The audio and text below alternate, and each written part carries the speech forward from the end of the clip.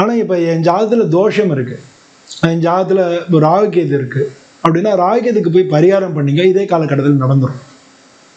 ராகுகேதுக்கு விடாமல் பரிகாரம் பண்ணிக்கோங்க. வீட்டில் சர்ப்ப சுத்தம் சொல்லுங்க, இல்லை பக்கத்தில் காளியம்மன் மாரியம்மன் இருந்ததுன்னா ஒவ்வொரு வெள்ளிக்கிழமையும் அபிஷேகம் பண்ணுங்க. சனிக்கிழமை அன்னைக்கு சனி பகவானுக்கு விளக்கு போடுங்க.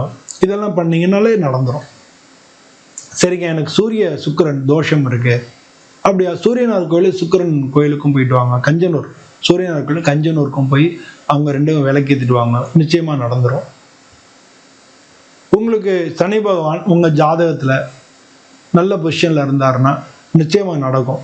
ஒரு சில பேருக்கு சனி ஏன்னா 7ஆம் இடத்து அதிபதி இல்லையா, உங்களுடைய ஜாதகத்துல லக்னம் இருக்கும். நம்ம ராசிக்கு 7ஆம் இடம் மட்டும்தான் இதில் சொல்லிட்டு இருக்கோம். உங்களுடைய ஜாதகத்துல லக்னம் இருக்கும். லக்னத்துக்கு 7ஆம் அதிபதி யாரு, அந்த களத்திரக்காரகன் யாரு, அவருடைய பொசிஷன் என்ன அப்படின்றதையும் நீங்க பார்க்கணும். ஸோ உங்க ஜாதகத்தையும் ஒரு முறை பார்த்துக்கங்க. நான் சொல்லக்கூடிய எந்த காலகட்டத்தில் நிச்சயமா உங்களுக்கு திருமணம் நடந்துடும். இல்லாட்டினா நான் சொன்ன மாதிரி பரிகாரங்கள் பண்ணிக்கிட்டே வந்தாலும் உங்க ஜாதகத்தில் உள்ள அந்த தோஷங்கள் மறைஞ்சு திருமணம் நடந்துடும். ஒரு சில பேருக்கு செவ்வாய் இருக்கு சார், செவ்வாய் தோஷம் இருக்குன்னு சொல்றாங்க என் ஜாதகத்துல. நான் போய் பார்த்தேன்.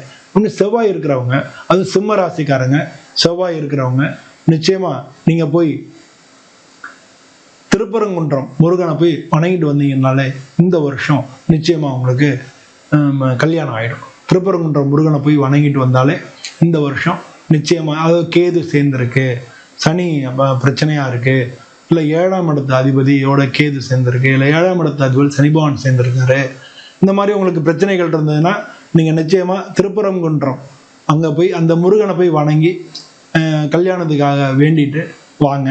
நிச்சயமா இந்த வருஷம் உங்களுக்கு கல்யாணம் ஆகிடும்.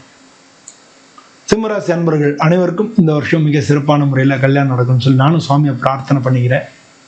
இதே மாதிரி இன்னொரு வீடியோவில் உங்களை மீண்டும் சந்திக்கிறேன். அனைவருக்கும் நன்றி, வணக்கம். ஓம் நம சிவாய்.